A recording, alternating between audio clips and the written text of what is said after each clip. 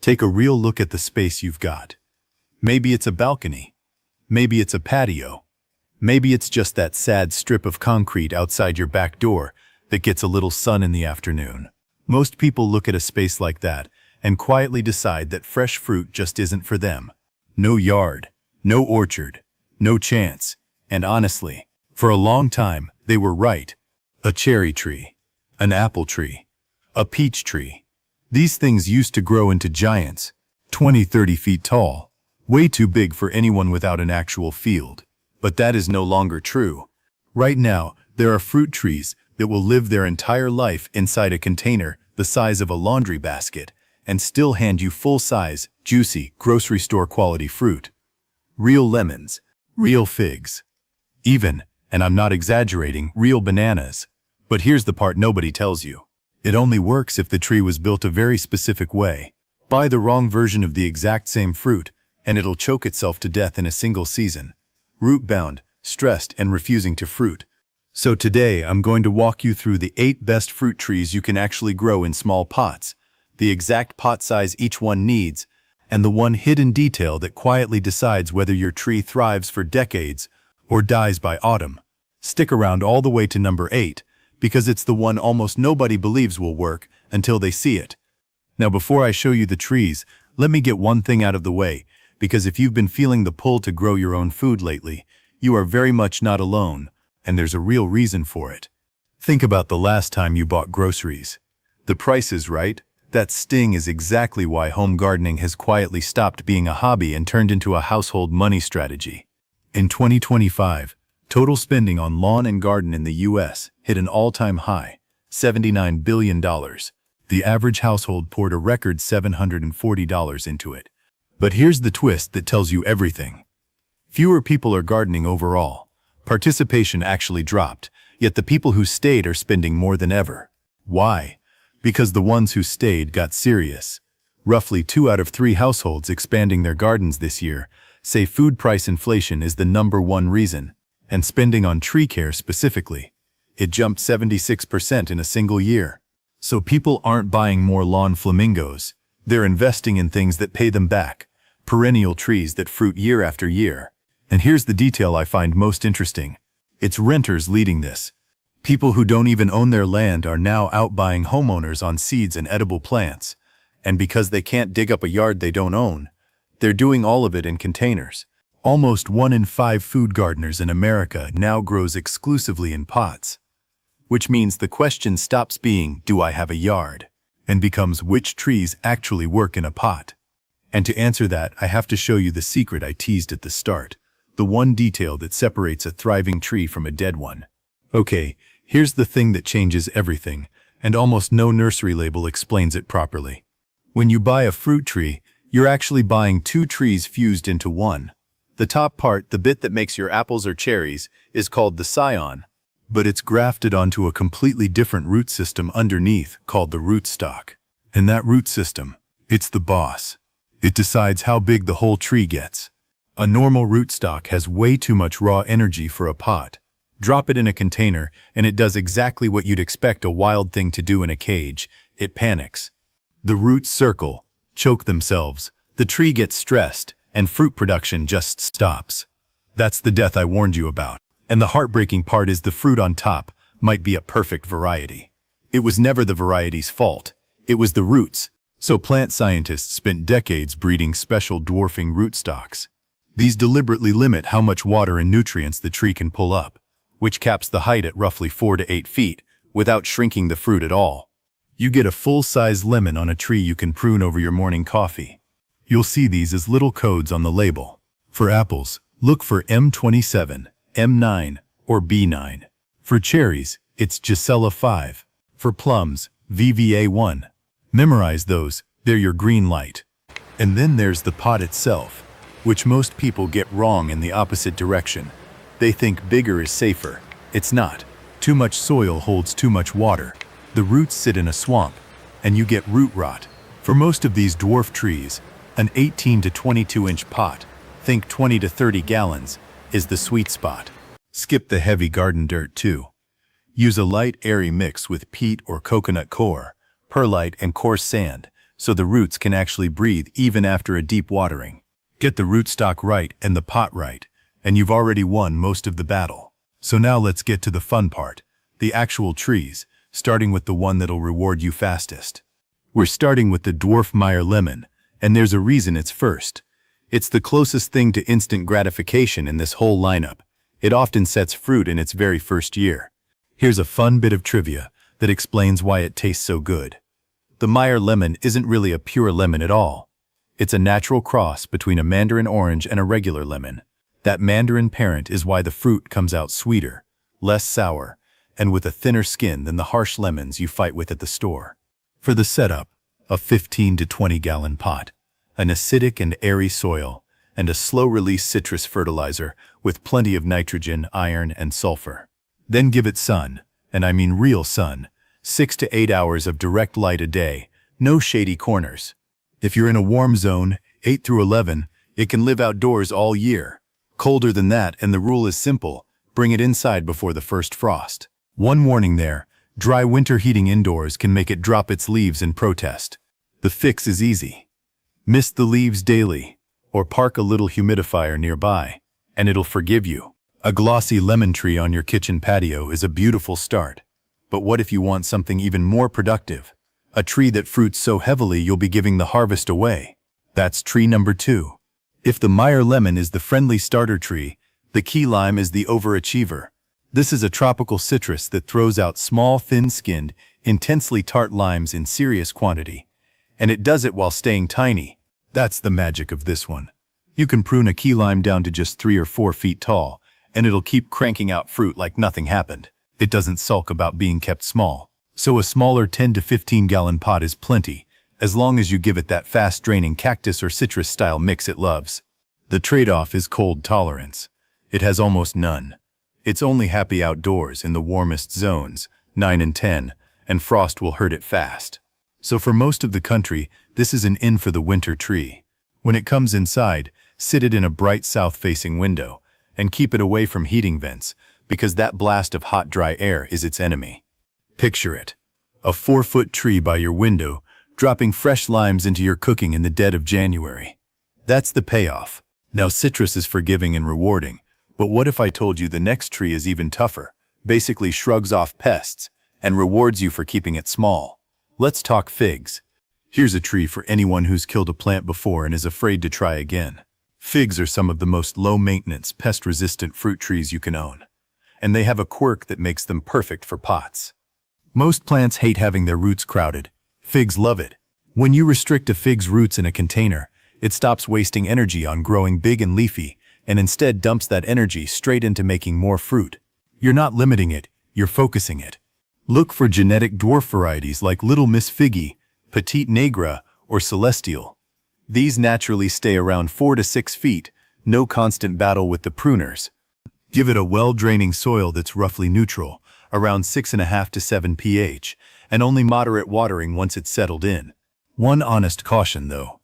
A fig's roots in a pot are far more exposed to cold than a fig planted in the ground. So even a cold hardy type needs help in winter.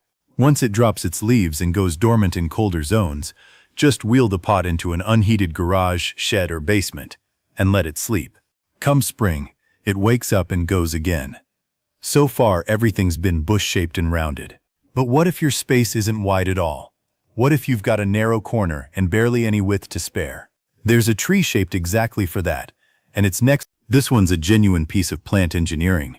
Columnar apple varieties, names like Golden Sentinel and Ballerina, carry a natural mutation that makes them grow straight up in a tight, narrow column.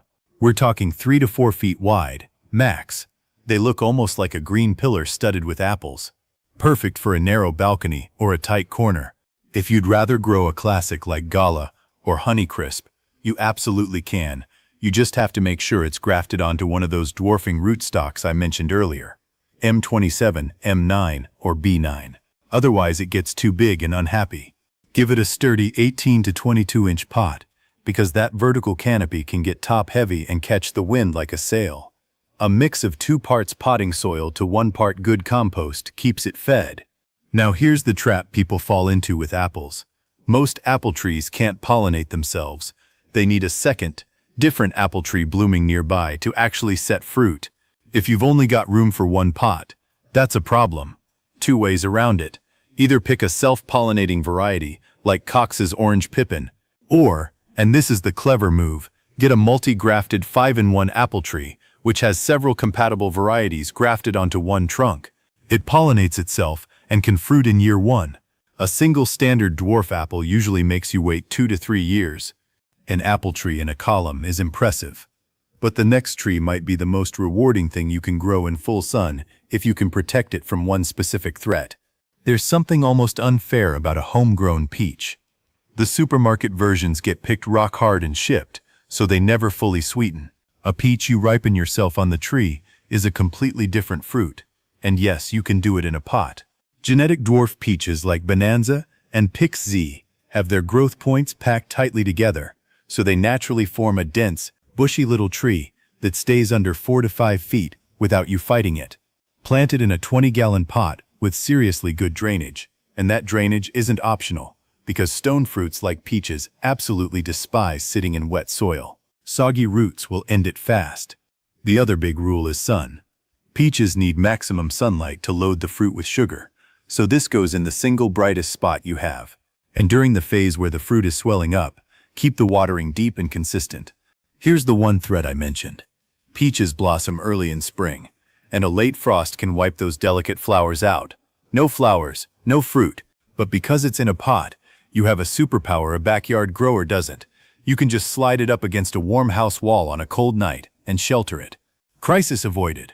Peaches are a warm weather classic, but what about a fruit that used to be completely impossible in a pot? A tree so big nobody even tried, until breeders cracked it. That's coming up.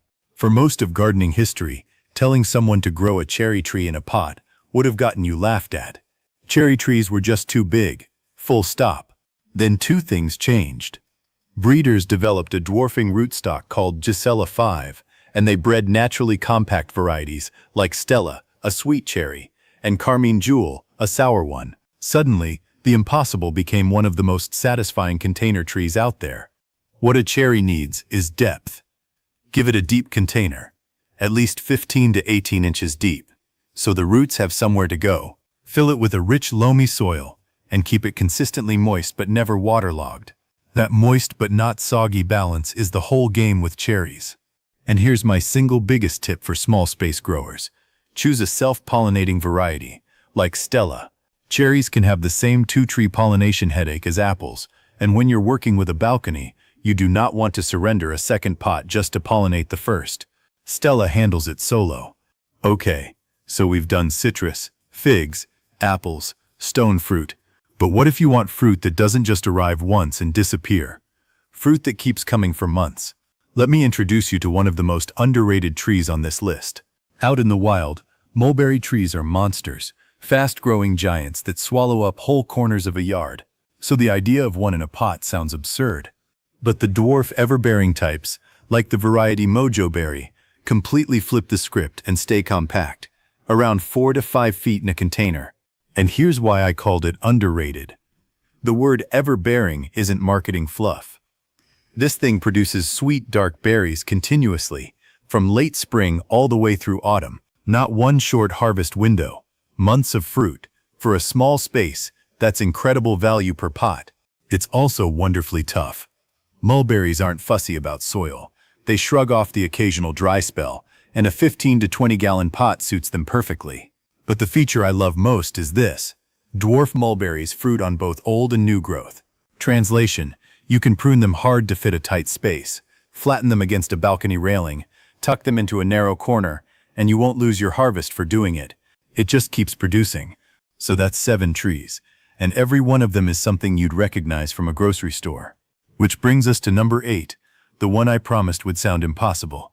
Because most people flat out refuse to believe you can grow this in a pot on a patio. Let me prove them wrong. Number 8. The dwarf Cavendish banana. Yes, actual bananas, on your patio. Here's what trips people up.